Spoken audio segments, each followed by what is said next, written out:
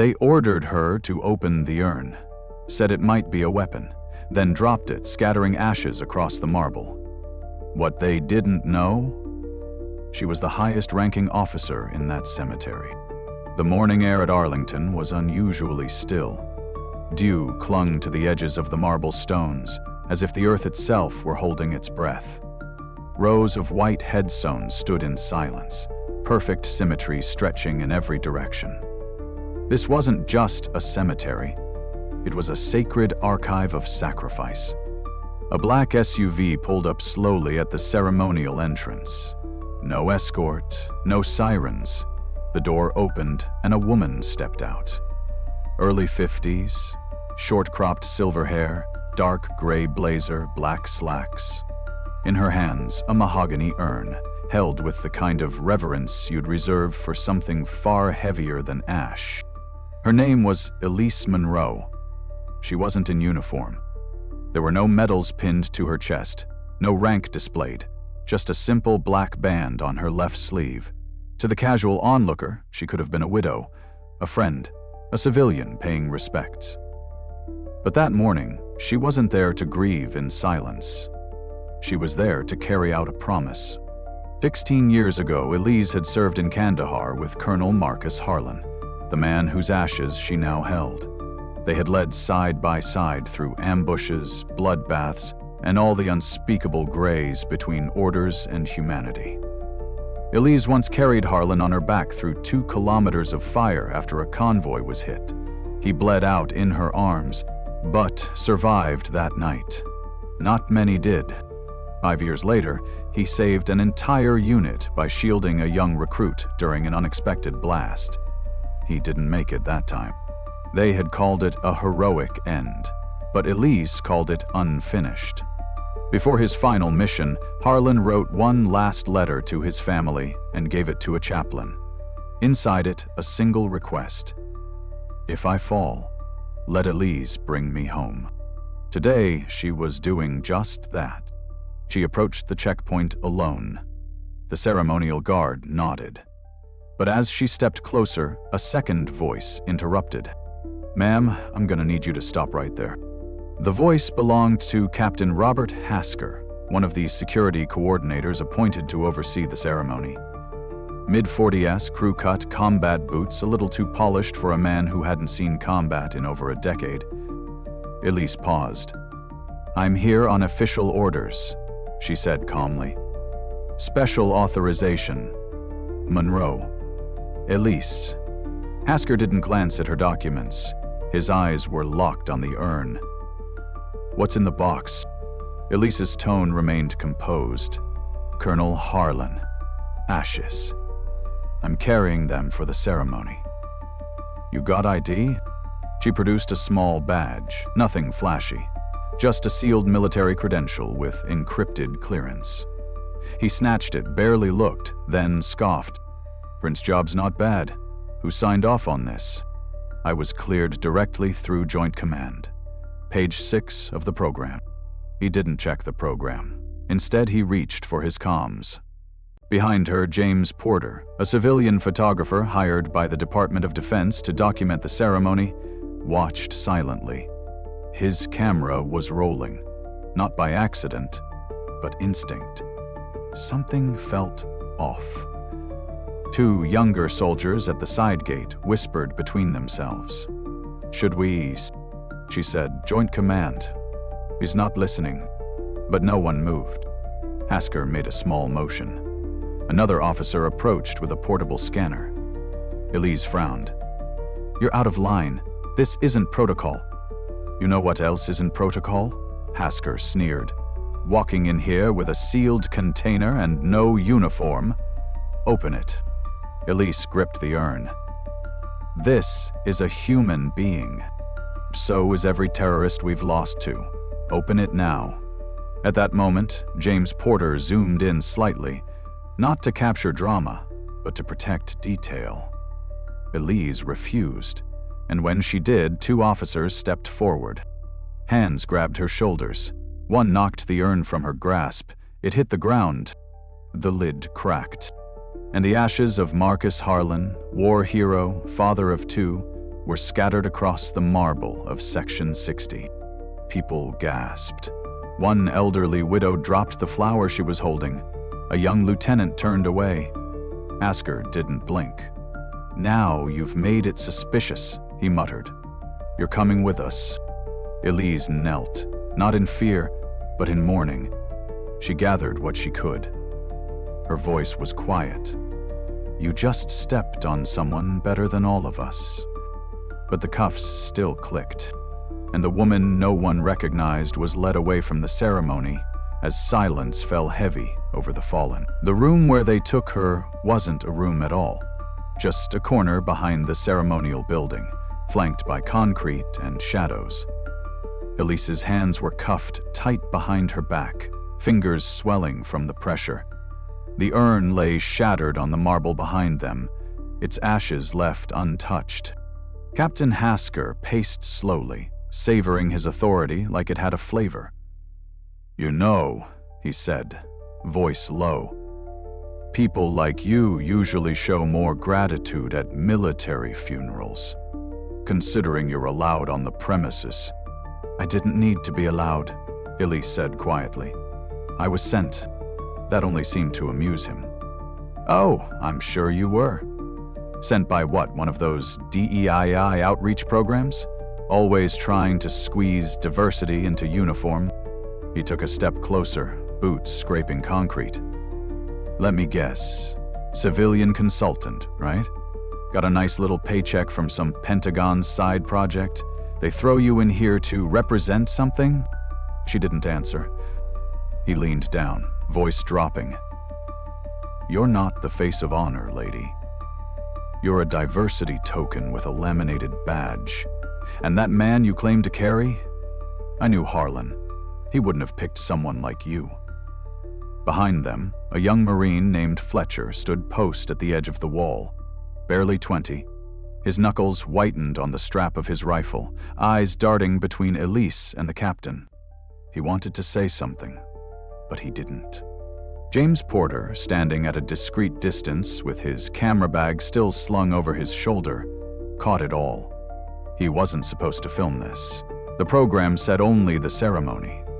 But his instincts had covered riots, protests, even war zones. His lens was always where the truth cracked through the pageantry, and today it cracked wide open. "What are we even charging her with?" one of the other officers muttered. "Obstruction," Hasker answered. "Non-compliance. Failure to follow federal security protocol." "You just made those up." "I made sure it holds in a report. That's the only part that matters." Elise stood in silence. She didn't ask for a lawyer, didn't ask for a superior. Her eyes simply locked on the marble floor, where the last of Harlan's ashes danced in the breeze. "You know what burns me the most?" Hasker muttered, circling again. "People like you walk in with an attitude like the uniform belongs to you, like history owes you something." He motioned to the door. "Well, guess what? Out here, you're just a woman with a box. And now, not even that." Across the cemetery, word was spreading. An older widow from the Navy Gold Star family section turned to her neighbor.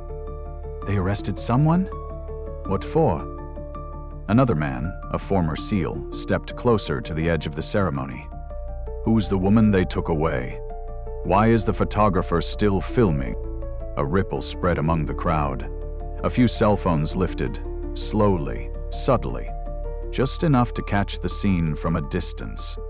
Online, James Porter's lens fed quietly to a private live stream. He hadn't sent it out, but a backup device synced automatically. One of his junior editors in New York noticed the feed and clipped 10 seconds. The moment the urn dropped.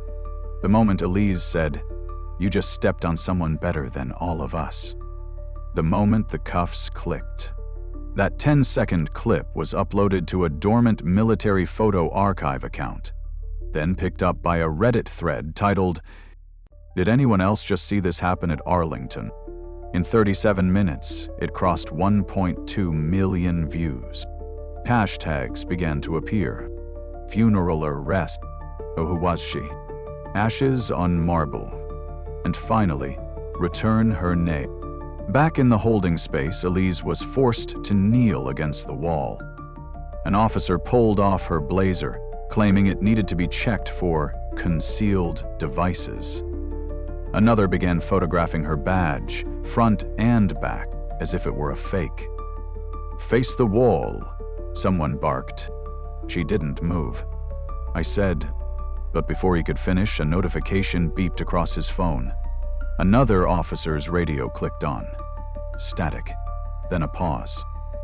"Ah, sir," someone said. "We've got a situation. Internal channel just locked down clearance on Monroe. Command level override. We don't have access to her file." "What kind of override?" "Presidential tier, sir." The room stilled. In the quiet, Elise finally turned. Her voice was calm, her words few. "You can't scan what you don't understand." Captain Hasker stepped back, like he'd been slapped without contact. "Presidential tier?" he repeated, scoffing. "Probably a system glitch." But the voice on the radio didn't match the tension in the room. "Sir, Joint Command just issued a freeze. All holding orders suspended until Monroe's clearance is verified. And, you might want to see this." Another phone buzzed, then another. Hasker's own screen lit up. The image was unmistakable. A paused video. Elise, standing next to the broken urn. The subtitle read, "Ashes scattered. Woman arrested. But who is she?" The feed linked to a stream already climbing past 2 million views. News outlets had picked it up. Civilian influencers had grabbed it. Military veteran forums were boiling. A comment floated to the top. "I don't care what protocol says. You don't cuff someone at a funeral unless you've lost your damn soul." Another. "Or this woman is who I think she is. They just messed with the wrong general." The silence inside the holding area fractured. One officer pulled Hasker aside, voice shaking. "Sir, there's another report coming down from Fort Liberty. Says Monroe is on the Sentinel list." That name changed everything. The Sentinel protocol wasn't public. It was whispered about. An internal ethics force made up of the highest-ranking military intelligence minds, designed to root out corruption from the inside. There were less than 10 people on the list. Elise Monroe had been the architect of it. And Hasker had just arrested her on live stream. James Porter's video, now reposted with her full name, was flooding X and TikTok. Influencers weren't just reacting, retired generals were commenting.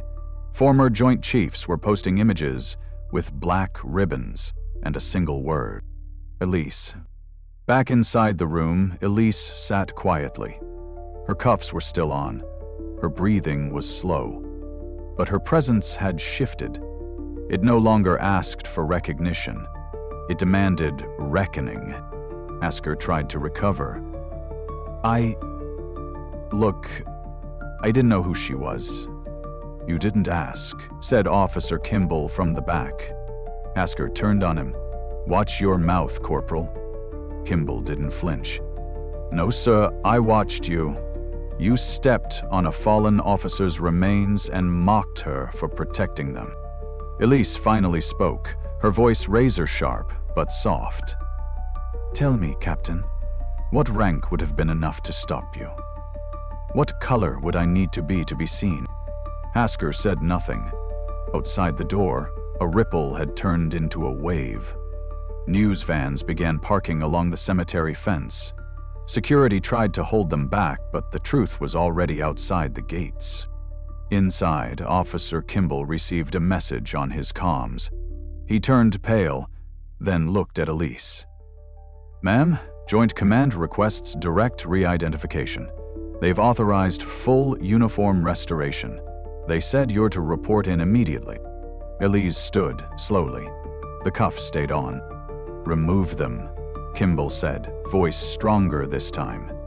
"That's not a request. One officer stepped forward and unlocked them. The sound of the cuffs hitting the table echoed louder than any shout. She straightened her sleeves, looked each man in the eye, and said, "Your actions didn't just dishonor me. They dishonored every name etched into these headstones." Then she walked past Hasker without looking back, and for the first time all day, he didn't have anything to say. By the time Elise stepped back into the main corridor, the crowd had shifted. Not in number, but in atmosphere. Soldiers had lined the pathway without being ordered, not as a guard, but as a quiet wall of respect. Uniforms stiffened, eyes lowered. No one dared speak. But every glance said the same thing. "We saw what they did, and we know who you are." Outside, the chaos had exploded. News anchors scrambled for facts. Unidentified black woman arrested while carrying a military urn. Now identified as Brigadier General Elise Monroe, former head of the Sentinel Protocol. The clip had been aired on CNN, MSNBC, even Fox, but it wasn't the networks that lit the fire.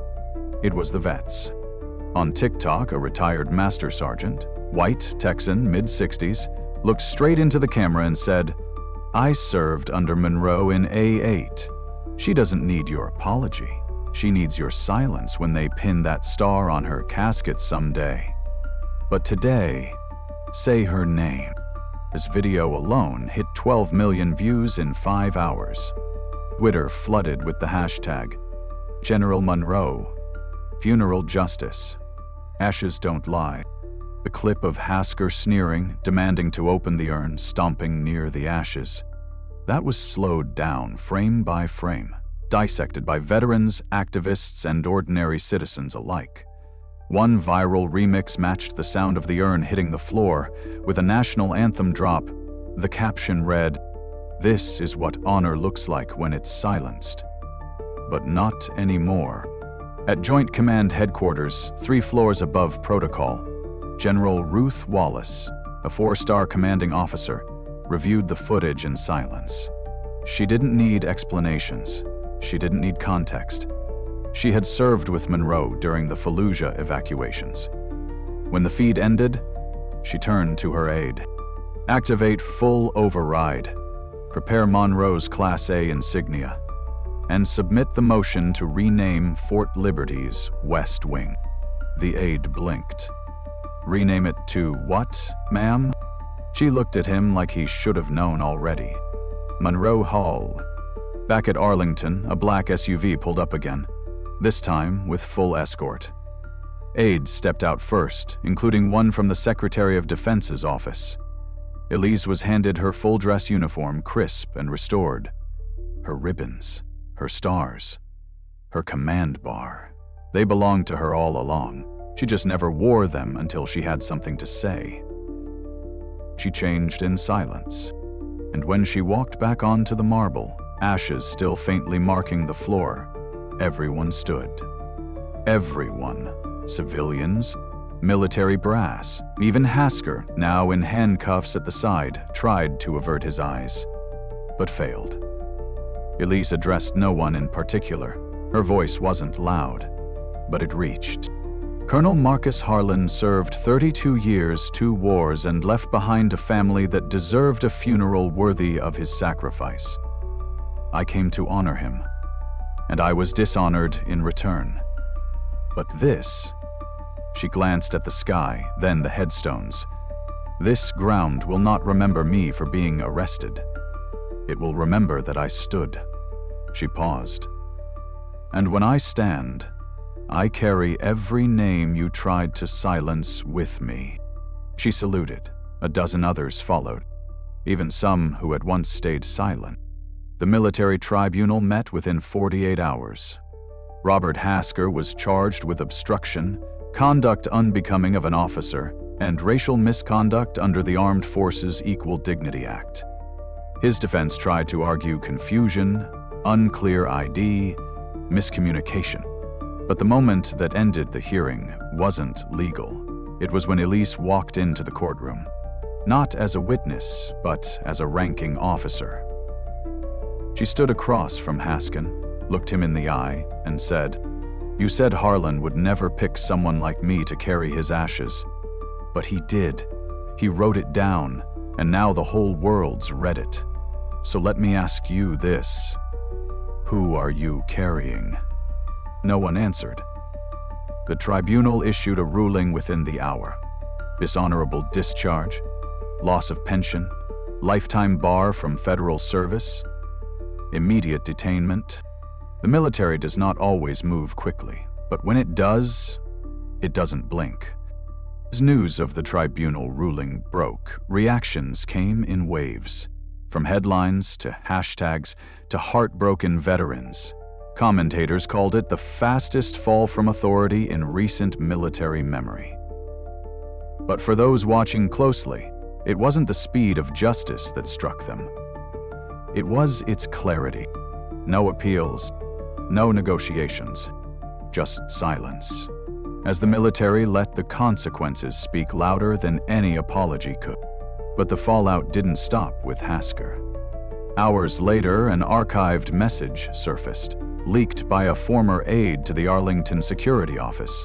It was an internal group chat between Hasker and two other mid-level officers sent a week before the ceremony. In it, he had written, "Got a DEI rep showing up to carry the urn? Great. Maybe she can learn how to walk straight under pressure. Let's make sure this one remembers where the real power is." The screenshots went viral instantly. Media outlets ran it across banners, and the message was clear. This wasn't an accident. It was a setup. The footage, the humiliation, the silence. All premeditated, all based on appearance. And Elise? She never commented publicly. She didn't post. She didn't grant interviews. Her image, saluting on the marble, the broken urn behind her, had already become iconic. It was painted on a wall in Brooklyn, etched into the side of a veterans outreach center in San Diego, woven into a military mural in Atlanta titled simply, "We Stood." 1 week later, at Fort Liberty, a formal renaming ceremony was held.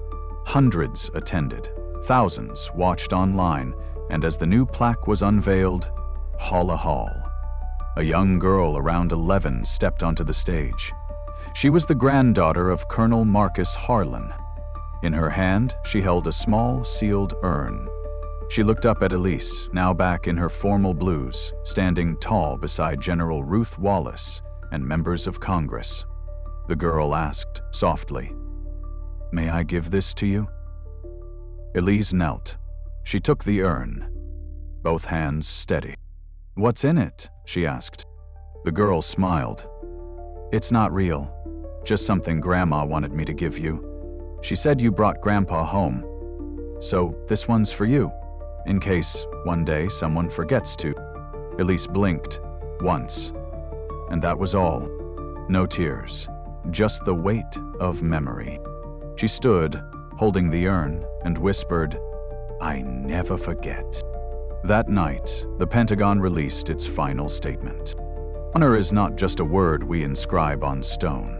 It's a standard we protect with action. The events at Arlington dishonored that standard. General Elise Monroe reminded us what standing looks like when the world kneels to prejudice. We thank her, we stand with her, and we will not forget her.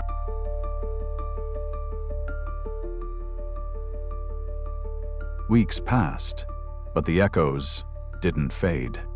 In classrooms across the country, teachers used the Arlington video as a case study, not of failure, but of restraint. A veteran-turned-history professor at Howard University stood before a class and said, "This isn't just about justice, it's about legacy." She didn't raise her voice. She raised the standard. Meanwhile, at West Point, a new cadet orientation included a slide with her image. Uniform pressed, eyes calm, standing before a broken urn. The words beneath it read, "Courage is not how loud you speak. It's how still you stand when the world wants you to kneel." Elise herself remained elusive. She declined awards, turned down interviews, but one morning she returned quietly to Arlington, alone. She wore civilian clothes again, not to prove a point, just to be herself. She knelt by Harlan's newly placed headstone. The ashes she'd managed to recover had been reinterred. The rest, well, she said once, even what scatters into silence still finds its way home. She sat there for a while. Then a voice broke the quiet. "General Monroe?" She looked up. A young officer stood at attention. It was Corporal Jared Kimball, the one who'd stood up to Hasker in the holding room. "I'm sorry to interrupt," he said, a little breathless, "but I wanted to thank you. Not just for what you did, but for not backing down. My mom watched that video.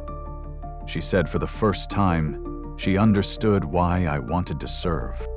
Elise nodded slowly. "You don't serve for them to understand," she said. "You serve so they don't forget." He saluted. She returned it.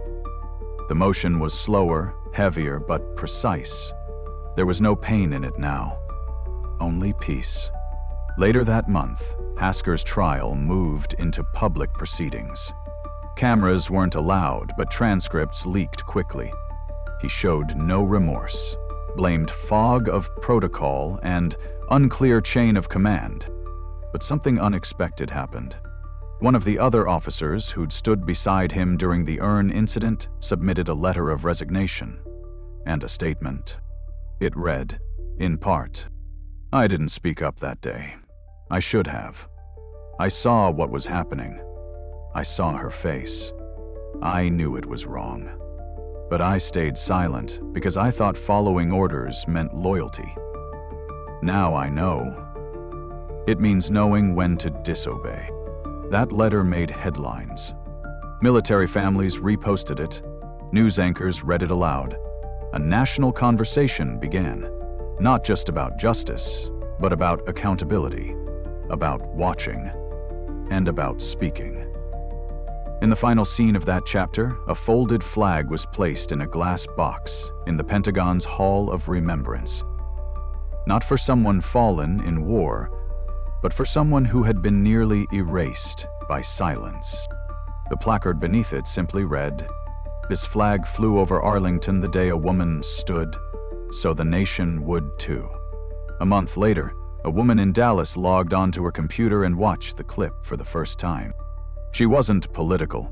She'd never worn a uniform, but she had 3 sons, one of whom had just enlisted, and when she saw Elise standing there, silent, dignified, unbent, something shifted in her chest. She whispered, "That could have been him watching. That could have been me watching him get treated that way." She reposted the clip with the caption, "Dignity doesn't shout. It doesn't beg. It doesn't need to. It just stands." That one post crossed 20 million views. Across the country, schools held assemblies, veterans groups launched new Stand with Honor scholarship programs for minority cadets. Art students painted murals. Poets wrote tributes. And outside Arlington's main entrance, just beyond the field of headstones, the Department of Veterans Affairs approved the quiet placement of a statue. No ceremony, no press release, just a single bronze figure of a woman, not saluting, not marching, just standing. Eyes forward, hands at her sides. She didn't move. "We did." At a press dinner in D.C., a young journalist asked the Secretary of Defense one final question. "General Monroe never asked for recognition, so why give her so much?" The secretary smiled. "Because some people don't stand for the medal. They stand so the next generation doesn't have to kneel to injustice." The room fell quiet, and that silence, unlike the silence that once tried to bury her, was full of respect. Elise never wrote a book. She never took a podium or walked a red carpet. But in every training manual revised, in every protocol updated, in every whispered moment between junior officers before they step into command, her name lingered. Not as a headline, not even as a warning, but as a question. If that had been me, would I have stood too? And that's the real legacy of Elise Monroe. She didn't raise her voice. She raised the floor we all stand on. So the next time someone asks you, "What does honor look like?" you tell them, "It looks like a woman carrying an urn into Arlington and walking out with the whole damn country behind her."